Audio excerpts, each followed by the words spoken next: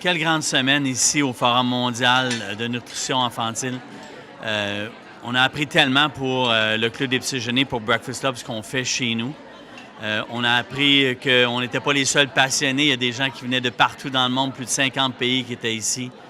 On a appris aussi que la nutrition au sein des objectifs de développement durable, ce qu'on appelle les SDGs en anglais, c'est au cœur de ça. D'ailleurs, les Nations unies ont voté en septembre 2015 lors du vote sur les SDGs que tous les enfants de la planète au complet puissent au moins avoir un diplôme secondaire.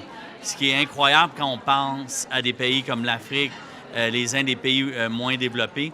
Mais on est conscient aussi, puis tu réalises jusqu'à quel point l'éducation maintenant, c'est au centre des préoccupations des leaders parce qu'on sait que les technologies changent rapidement et que la génération qui est là présentement devra être éduquée pour espérer avoir des emplois et surtout des bons emplois.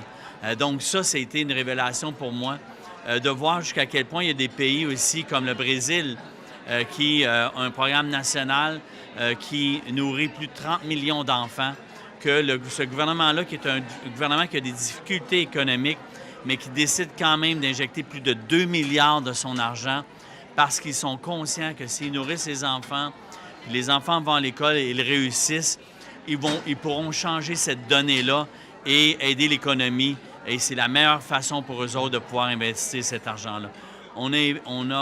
J'ai senti l'amour des participants. On a senti qu'on était tous dans un même combat.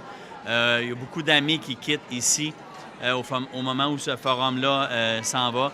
On était très humbles dans l'immensité de recevoir tous ces gens-là. Je ne suis pas sûr qu'en tout cas, en ce qui me concerne, je ne m'attendais pas à ça. Je ne m'attendais pas que c'était si gros. J'ai appris beaucoup et j'ai surtout aussi compris que même si on fait un grand travail au Canada, on a besoin de tendre la main parce qu'il n'y a personne qui va changer le monde toute seule.